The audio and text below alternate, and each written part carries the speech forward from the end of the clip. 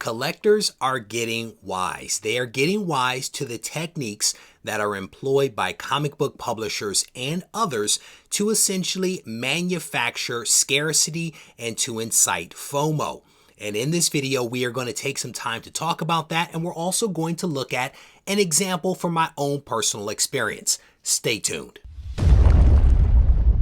Reggie here, and I want to welcome you to another one of my videos. As I mentioned in the intro, collectors are getting wise. They're getting wise to this idea that comic book publishers and others are using manufactured scarcity to elicit an emotional response, specifically an emotional response called FOMO, the fear of missing out. And collectors are pushing back. They are saying, no, we are not going to fall for this anymore. And I honestly think that it's a wonderful thing. This idea of manufactured scarcity is something that I've spoken about for the last couple of years, trying to put something out there for people to consider and people to think about. So the first thing that I want to do is to define manufactured scarcity. In a nutshell, manufactured scarcity is where a producer purposefully limits the production of something. And they do this oftentimes in an attempt to drive demand. By limiting the supply, you can drive demand, especially when that thing that you're limiting is something that people really want. And that is part of the challenge. What you see people doing is making something incredibly popular and saying it's going to be limited to X number. We know that there's a lot more people out there that will hear this message and will hear that it's limited and will automatically assume it must be worth a lot of money. Therefore, I want to get it. It's a really cool cover. It's a really awesome story. I am going to get this thing. And as a result of driving that demand against that limited supply, that potentially will drive up the cost, resulting in that comic selling out as well. The challenge is that if that comic isn't worth any money long term, people feel like they've been cheated. And that is the danger.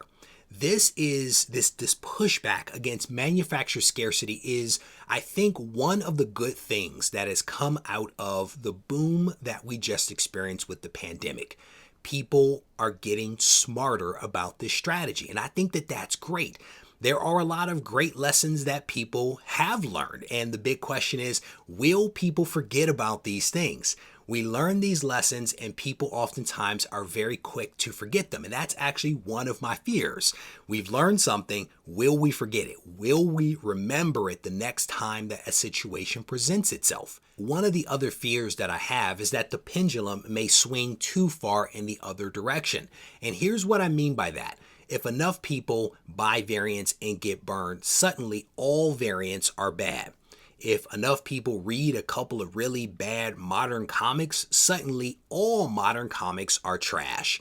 You have an influencer or even a handful of influencers that use their influence for malicious purposes or do something wrong. Suddenly, all influencers are the worst thing to ever happen to the hobby in the history of the hobby. Rarely in life are things always truly good or bad. Oftentimes there's some shades in there. Oftentimes we need to take the pause, take the time to use our critical thinking skills to actually examine the situation and make a decision for ourselves versus parroting back what we might hear from other people. So my hope is that we will remember these lessons, but we will also not allow that pendulum to swing too far in the other direction. So as I alluded to at the start of the video, I want to cite an example, and I'm actually going to use my own comic to paint this picture with the hope that it will provide people with some insight out there. This is cover F. It's actually a damaged version of cover F, my premium cover for issue 2 of Isolation. This cover actually cost me more than double what this cover cost. This is cover A. And the interior pages are the same. The cover art is pretty much the same, but again, this one costs double, and you might be wondering why.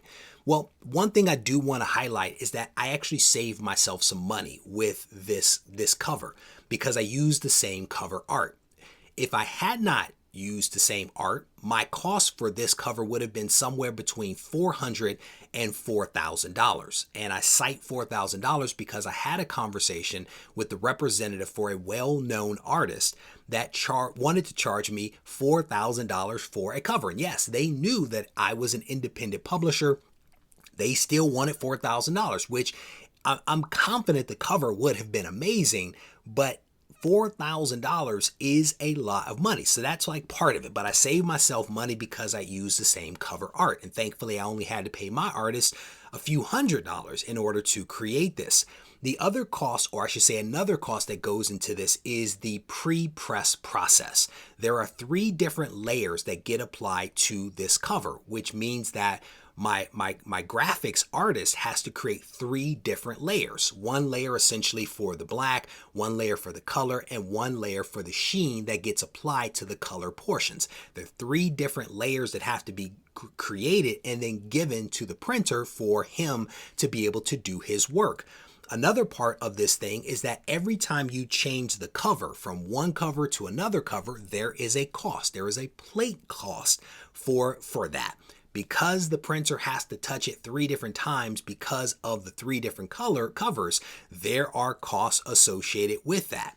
So a lot actually goes into the creation of these covers. And because this one is more than double the cost of the other, and because there is also waste and damage, I have to charge more for this book. And because it is expensive, I also have to limit how many I produce, because what happens if I incur that cost of more than double and don't actually sell them? That means that I get stuck with a whole lot of inventory. And so I just wanted to kind of cite this example of how there are some costs, and the costs tend to be higher when you have some of these variants or alternative covers that are out there. And not everyone is trying to create FOMO. Not everyone is trying to manufacture scarcity. Sometimes you're just trying to do the right thing for the business. Again, if I lose money, it makes it really difficult for me to produce the next issue and the issue after that. So again, I just wanted to offer this up for people to consider and for people to think about. Sound off in the comment section if there are some lessons that you have learned from this pandemic boom era that you are not going to forget.